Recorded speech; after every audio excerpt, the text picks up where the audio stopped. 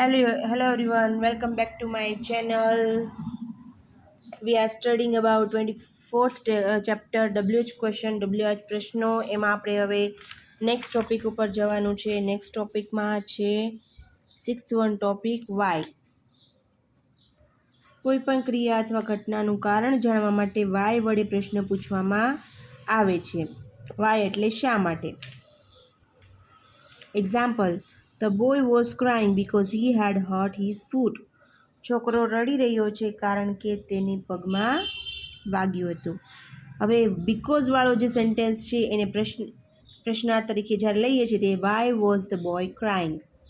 છોકરો શા માટે રડી રહ્યો હતો.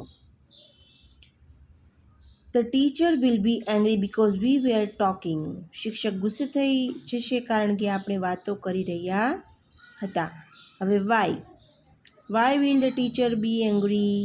શિક્ષક શા માટે ગુસ્સે થશે. Because we were talking. Amit went home to take rest. Amit આરામ કરવા માટે ઘરે ગયો. To take rest. જુઓ અહીંયા વાક્યને ટુ દ્વારા જોઈન્ટ કરવામાં આવ્યું છે. તો ટુ દ્વારા પણ બીકોઝનો યુઝ કરવાની જગ્યાએ આપણે ટુના યુઝ થ્રુ પણ વાક્યને જોઈન્ટ કરી શકીએ છીએ. Why did Amit go home. Amit શા માટે ઘરે ગયો. Okay, next one, they celebrated because they have won the match.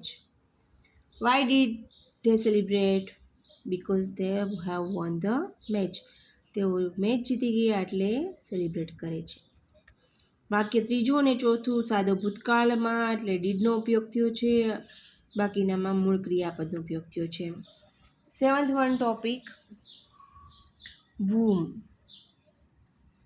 કોઈ પણ વ્યક્તિ અથવા વ્યક્તિઓ વિશે માહિતી મેળવવા વૂમથી વડે પ્રશ્ન પૂછવામાં આવે છે. કોને વાગ્યું, કોને મજા નથી વગેરે. The chief guest will address the students. whom will the chief guest address. કોને સંબોધી રહ્યા હતા ચીફ ગેસ્ટ. એડ્રેસ એટલે સંબોધન કરવું, સંબોધવું. પવન remembers his grandfather. whom does Pawan remember? The students admire their teacher. whom do the students admire? Ram met the principal. whom did Ram met? Met થઈ ગયું મીટ. અહીંયા સાદો ભૂતકાળ છે તો સાદો આપણે ભૂતકાળમાં મૂકીએ ત્યારે ડીડનો ઉપયોગ થાય છે. They call the police. whom did they call? Okay, so up to here આપણે જોયું કે વાક્યમાં વાયનો ઉપયોગ ક્યારે થાય છે, વૂમનો ઉપયોગ ક્યારે થાય છે. વૂમ કોઈ વ્યક્તિ વિશે પૂછવા માટે અને વાય કોઈ કારણ જાણવા માટે ઉપયોગમાં લેવાય છે. અપ ટુ હિયર નેક્સ્ટ વિડીયોમાં આપણે અનધર ટોપિક વિશે જોઈશું. અને ઘણા બધા ટોપિક્સ છે. લર્નિંગ તો એટલું બધું હોય છે ને કે વાત ના પૂછો. English is a very interesting subject and very powerful language we can say. તો ઇંગ્લિશ જ્યારે આપણે શીખતા હોઈએ ત્યારે મોસ્ટ ઇમ્પોર્ટન્ટ કે આપણે એક શબ્દ ઉપર ધ્યાન આપવું પડે છે, ત્યારે જ તમને સમજાય છે.